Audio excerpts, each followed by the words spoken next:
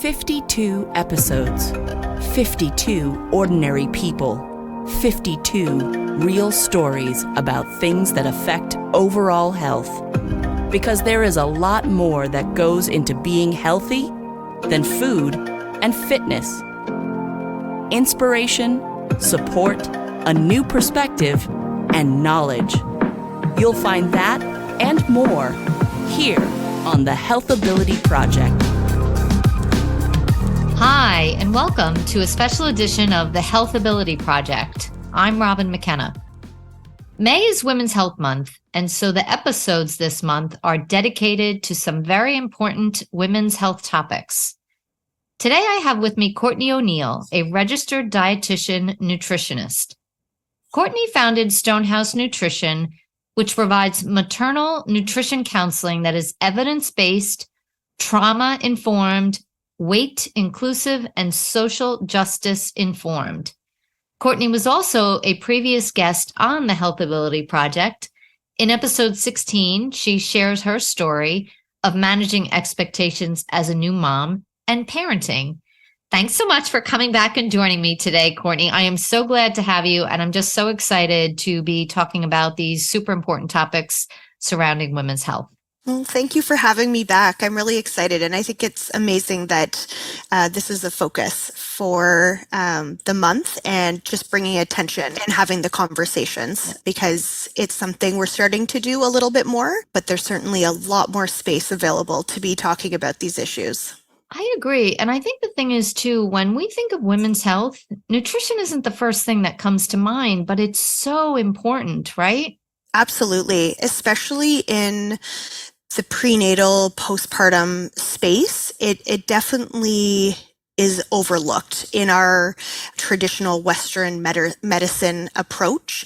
And there's lots of great pieces to the care that we do receive, but nutrition, it's often some blanket recommendations to mothers and birthing people, and not enough screening and not enough attention to the many different components that nutrition can play in our experience being pregnant, in recovery. And so what happens is there ends up being a lot of confusion for pregnant people as to what they should be doing. And there's lots of fear mongering, and people can really take advantage of pregnant people at this time when they're so vulnerable.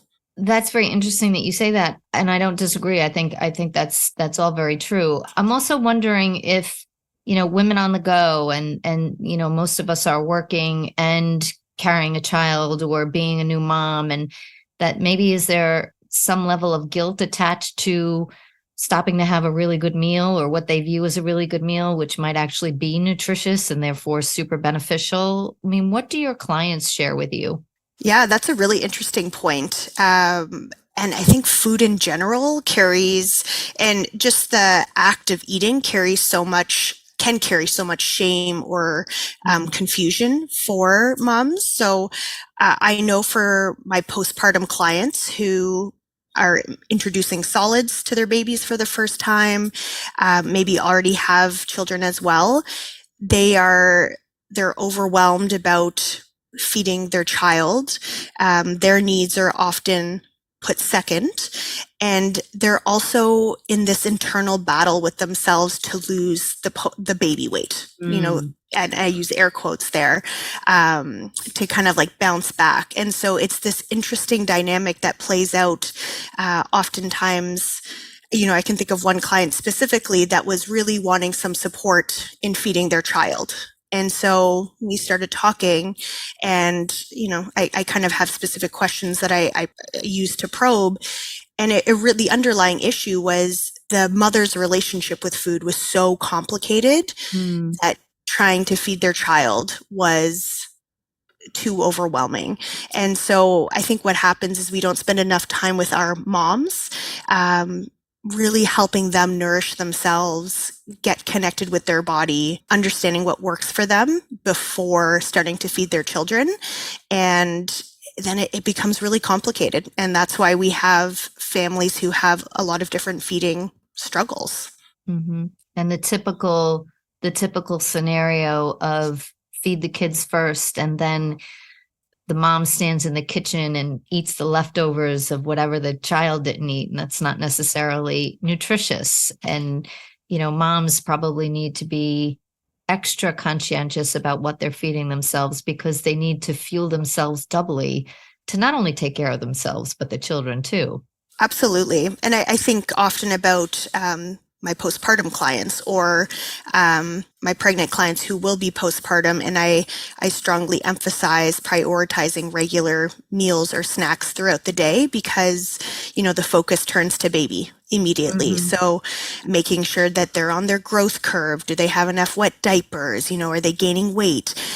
And, when you kind of ask a few questions, they're like, oh, well, I don't really eat through the day. I may have a few coffees. And so it's like, oh, well, they do the reflection themselves and they're like, oh, that makes sense. That's why I'm not feeling so great. But it's kind of how things have evolved in society, is that we do put ourselves second and not recognizing that, that kind of cliche saying, you can't pour from an empty cup. Mm-hmm. And that's when I'm seeing clients when they are empty. And they don't initially make that connection that they're like, oh, I'm not putting myself first. And it's a lot of work to help them make themselves a priority again. And like you said, have a good meal, knowing that they're deserving of that. Right. And I guess too, it's pointing out the connection, have that good meal. And how do you feel after that versus thriving all day on coffee?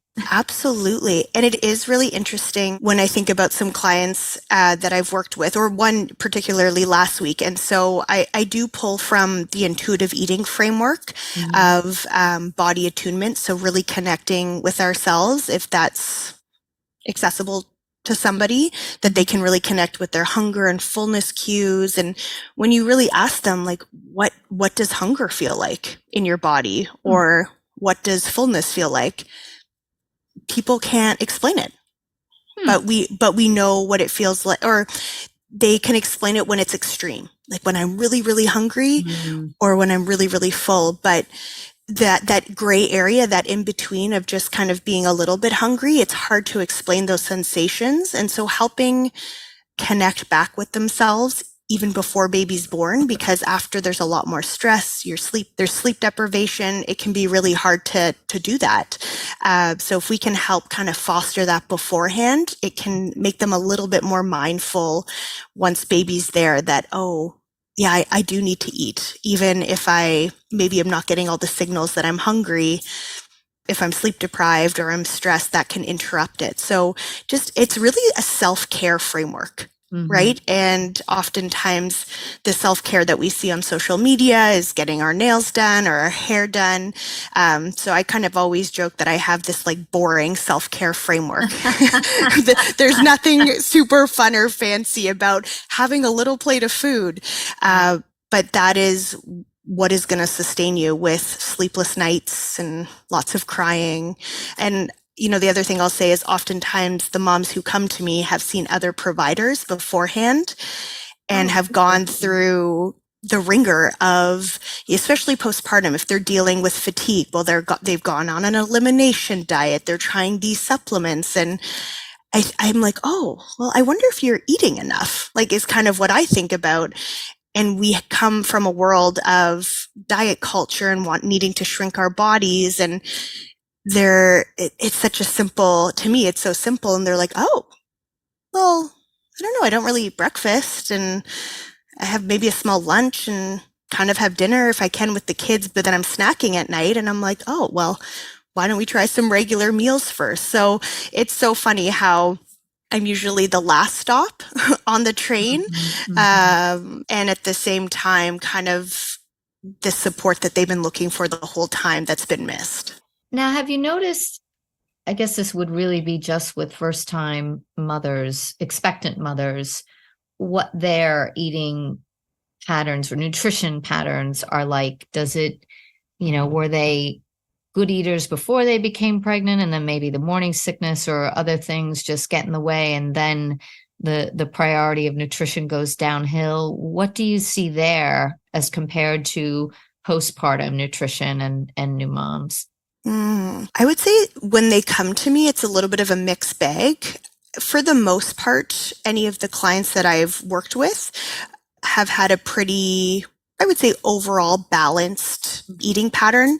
Certainly opportunities to fill those like nutrient gaps. So there's definitely some key nutrients that we like to be including in making sure they're coming into our diet in pregnancy that often are missed. So that's something I'll work on. But certainly the nausea and vomiting piece, if that's something that women are experiencing, and it's 50 to 70% of people are experiencing that while pregnant at some level.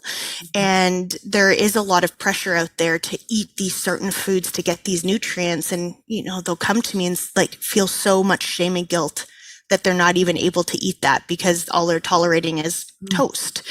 And so just giving them space to know that that's okay.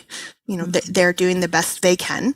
And I have had a few clients who haven't had a more well-balanced diet leading up to pregnancy. And it's really hard when you think about the short period of time pregnancy is in the grand scheme of things to really have these lifestyle changes implemented. So it can be really overwhelming for certainly a few of the clients I've worked with to think, holy man, I gotta redo everything and really rethink or think about how to feed myself again. And so I would say it's definitely a spectrum, and certainly across the board, once someone has become pregnant and they've reached out, there's a level of concern and investment to ensure they're doing the best that they can. And I would say every client in any group program I've ever done, every mother and birthing person has that desire to do the best they can for themselves and their baby. But the other thing I'll say is that most times we think about the baby. We want the baby to be thriving and healthy, but there's so many important pieces to make sure mom is healthy, and we reduce the risk of certain conditions or complications, and also optimizing the experience of pregnancy. And so again, we tend almost immediately we center the baby without centering ourselves. And so if I can help center ourselves or the mom initially, I'm hoping that sets them up for success and a better relationship with their body moving forward. Sure. It seems to me that it's really a mindset change, not only just not really prioritizing, but it's really a must. You must be fed nutritiously in order to be present and function at an optimum level for your children. You mentioned early on that this is not really discussed in Western medicine when I guess women are going to their OBGYNs. I mean, what do you think needs to be done? Or Yeah, no, I think that's a great question. And I think that's one of the barriers that, I'll speak on behalf of mothers and birthing people, is that access to care. So there's the services that I offer are a paid service. And so there is a part of the population who could absolutely pay it out of pocket, but there's a large population that can't or, can't prioritize that right now based on the economy or other things. So there's some great services out there that are available to like a few people of the population, but those services should be available through every OB clinic, through every midwifery clinic, and also all the support people that are involved. So whether it's pelvic floor physios, doulas, mental health specialists, things like that. So there definitely is starting to be a shift. I can only speak to Canada specifically, but one of my roles is connecting with providers and letting them know of my services, and also asking what I could do for them. So do they need resources for their clients? How can we better support them? And just slowly evolving that access to care is really, really important, because I think the other challenge is that there could be access to this information out there, but is it evidence-based? Is it fear-mongering? Is it from a person who has some credentials behind their name?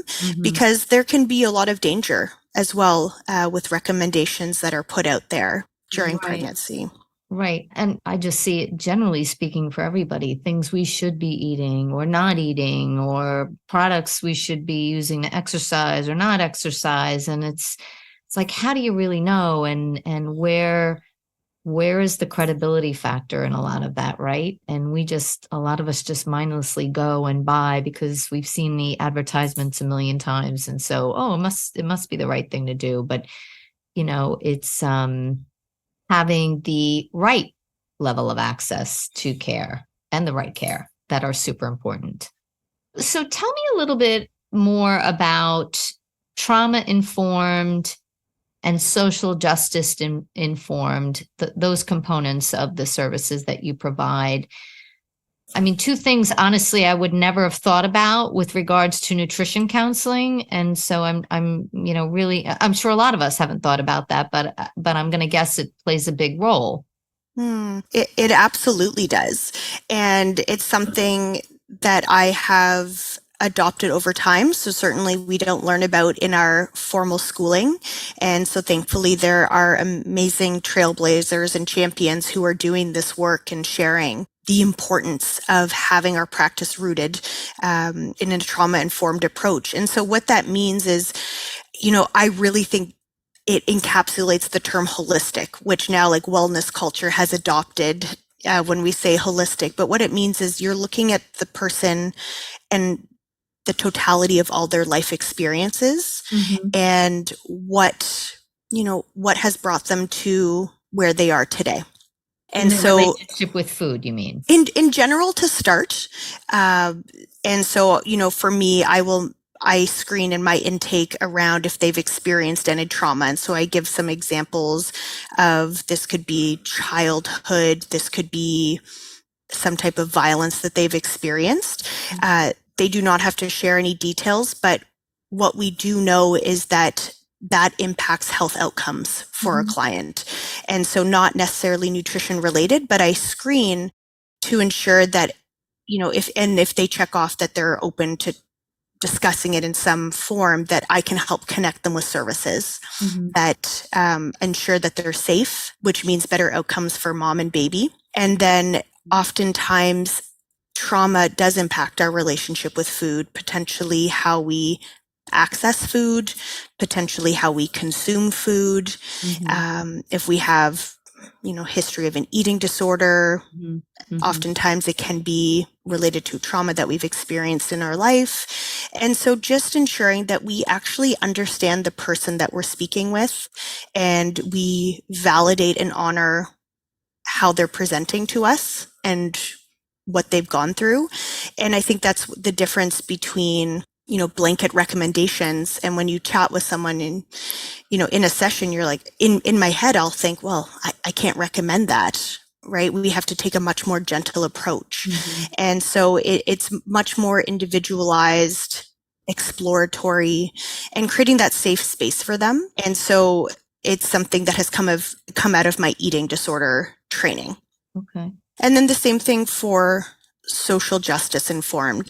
And so I spoke about briefly just around sometimes people have lack of access to, let's say, food. And so understanding that the social determinants of health is what we call them, impact our health outcomes. So in society, we often think if we just eat a certain way and if we exercise, we're going to be the healthiest we can be, when in reality, it's much more complex and there's many layers. So if we live in poverty, if we live in poverty, how does that impact our access to healthcare? How does that impact our access to education?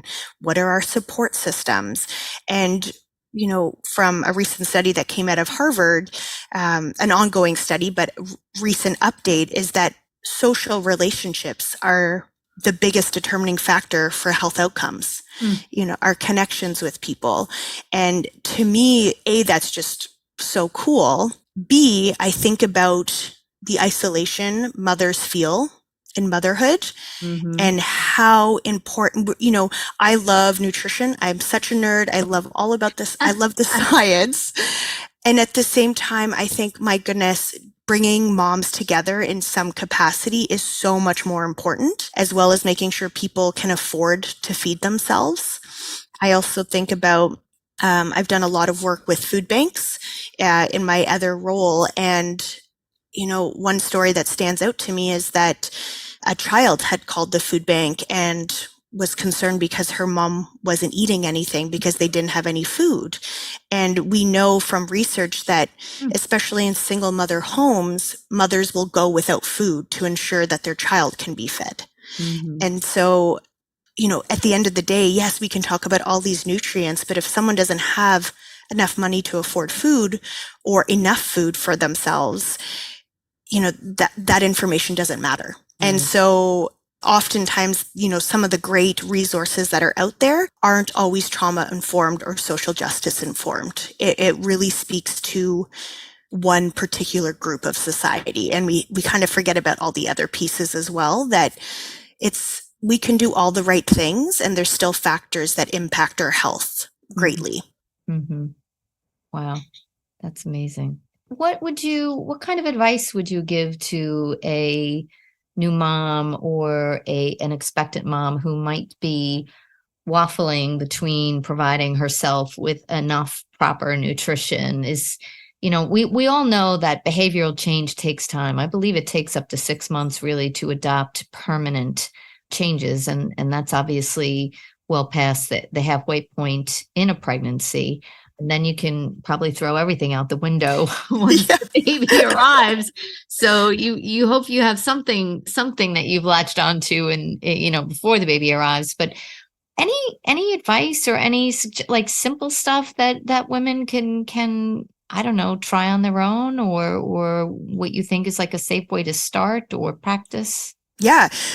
So when you asked me that, or just asked me that, I was thinking about what I call the jar philosophy that I always speak to my clients about. So listeners may be familiar with seeing this on social media, where a professor was talking to his students and talking about prioritizing your life and, making sure you put the things you value the most first, or the things that are most important. So if I can create a picture for your listeners, if you had this glass jar, and then you also had a container of big rocks, a container of smaller rocks / pebbles, and then a container of sand.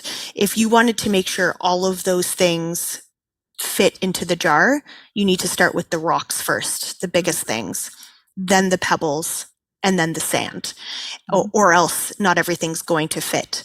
And so I love that analogy for prenatal nutrition, postpartum nutrition, but just overall health, is that we can get so caught up with a specific vitamin or a specific nutrient and lose sight of those big rocks that fill up our jar first.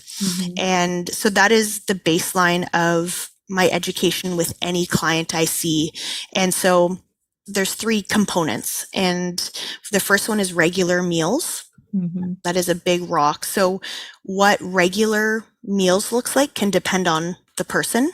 So, 3 standard meals. Do you enjoy snacks? Do you not? Everyone is a little bit different, but finding something that you can do regularly.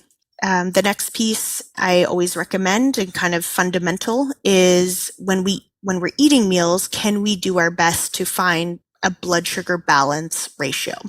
So can we have some protein? Can we have some fats? Can we have some fiber?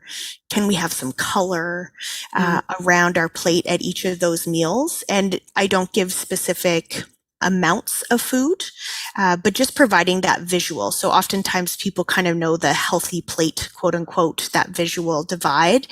And some people, will roll their eyes. And it's not perfect, but it is a great starting point, right? To help us reflect. And so when I give that recommendation, I often suggest, for the first week, just observe what your meals look like, versus kind of jumping in head first, trying to make all these changes. Is okay, like, what am I missing? Oftentimes at breakfast and lunch, we don't have a lot of color.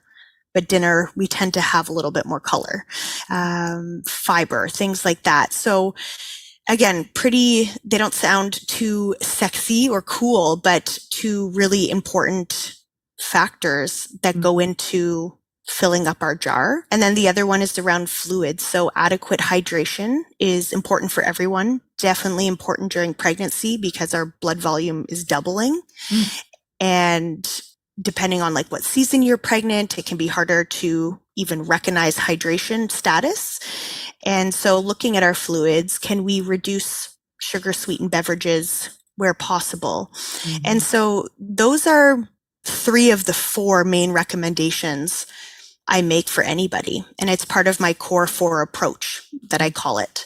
And so it really, I don't dive into the nutrients even right away. I really look at the bigger picture, because if we're going to throw out all these nutrients, yet someone's not even having regular meals, it's going to get really overwhelming for them to know how to incorporate that food. Right. It's a little too much overload, really. And just to build like a basic framework that they can begin to get comfortable with. And I think also too, listen, human nature is we don't want to restrict ourselves. So to, start at the starting line with taking away versus maybe adding in color and adding in the balance of fats and proteins and good carbs and fiber versus stripping away the butter or the sugar, or expectant mothers and new mothers have enough going on. Like they need this process of adapting, prioritizing nutrition needs to be as stress less as possible. And it also needs to seem like, I would think, like very natural, a natural course of action, rather than oh my God, I've got to do this, I've got to do that. I was told to do this, I was told to do that. Absolutely. And, sometimes when I chat with clients, there's almost this underlying rebellion against doing those recommendations. And, they may not have an explanation of why, but exploring really like maybe what's uncomfortable about eating regular meals. And we know that there's evolving research, the prevalence of eating disorders during pregnancy, or people having a history of eating disorders and disordered eating leading into pregnancy.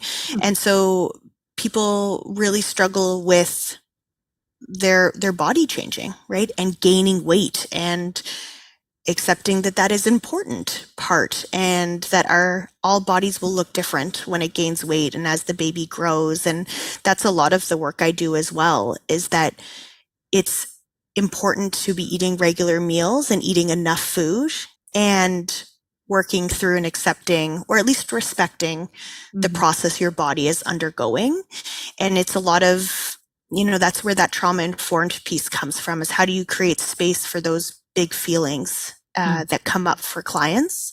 And, it can really help transform that postpartum experience as well. So we know from some recent research that individuals who have a lower body dissatisfaction or lower body image have lower rates, so initiation, duration of breastfeeding. And so if breastfeeding is something that is a priority for someone, and they're also struggling with their body image, that's something we don't talk about. And so if I can even create a space to say, this may be hard for a number of reasons, including really connecting with your body. And it's a very intimate experience with a baby when you're feeding them. And some people may not be able to, some people may choose not to, and that's also fine. It's just that I always say, if it is a goal for you and your baby, then just let's explore that a little bit more. And so that's why it's not just about nutrients that are important. Obviously, there are some that are very essential, but it's so much more than that. And I believe that when we provide space for moms to explore their relationship with food and their body early on, I genuinely believe it makes it easier to feed our kids, and much less complicated and overwhelmed when you get to that 6-month mark and they're saying, oh my gosh, what should I feed my child? And I think about like, well, what are you making for your dinner? Right? And if you're making purees, can you make something puree, or feed them baby puree food? Or if you're doing baby-led weaning, can you just give them some of the food that you're eating? And I think we've just made it we've overcomplicated things. And if I just think back to the jar philosophy, if we think of those regular meals, variety of foods at every meal, that's a wonderful foundation for children as well.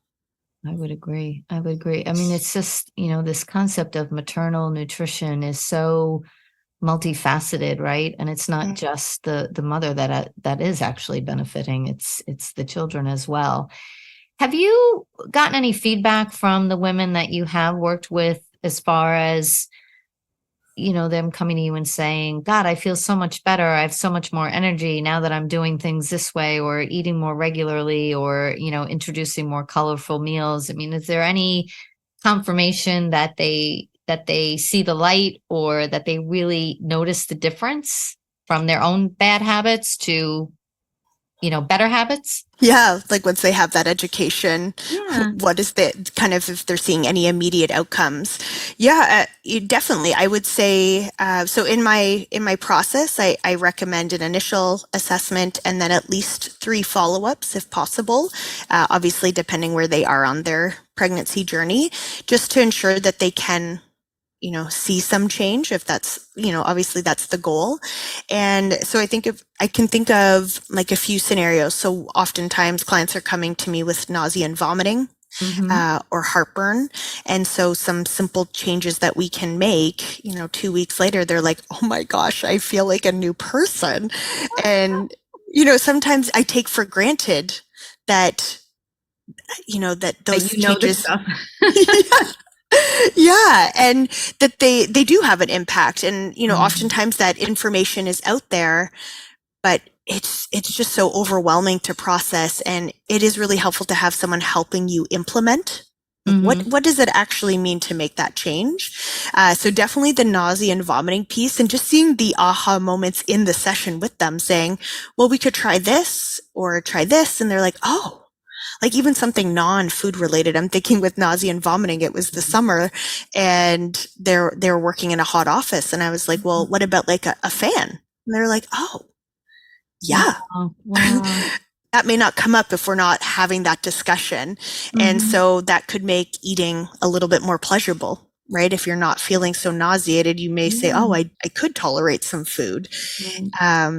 Another one that is something that's come up for a few clients is I work with a number of people with gestational diabetes. And so that's a really overwhelming condition to process for most people. So it's usually diagnosed between 24 and 28 weeks. You're over halfway. Wow. And, now you're given these really prescriptive and important guidelines for where your blood sugar needs to be. And oftentimes, once they get the diagnosis, they're also recognizing maybe why they have felt not so great. And so helping them really tune into what it feels like when they're having fluctuating blood sugars, and what it feels like when we can balance blood sugars a little bit more. And to me, that is not the most rewarding, but quite rewarding to be able to help them make those small changes and feel empowered about being able to manage this condition, because obviously we're concerned. We want to make sure our blood sugars stay in range for the safety of the baby, for mom. And it can also feel like it's totally out of our control, right? Oh, okay, I guess we'll just need insulin. And I hope I create a space for people to really see what tools are available to them and how they can become really aware of what they're putting in their bodies, what can they tweak to help them feel better, and to at the end of the day make sure their blood sugars stay in range. And so I actually last month, at the end of last month, received a picture from one of my clients with the baby. So she was one of my clients with gestational diabetes, and it, just to see that she was kind of over that, I want to say hump, all that stress that it accompanies with gestational diabetes, and that she was healthy and baby was healthy.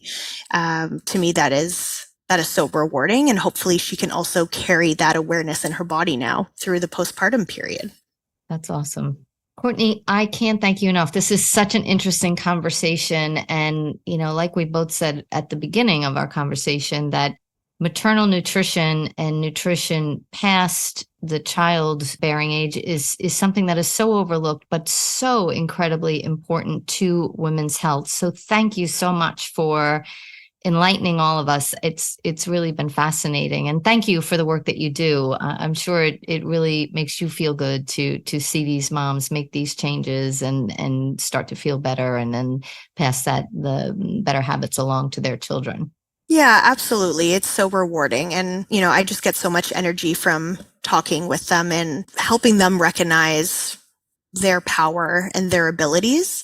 And it's absolutely a privilege. And I just think it's so wonderful that you're talking about this, all aspects of women's health and maternal health, right? Is the more that we can talk about it, the more people will know and feel supported.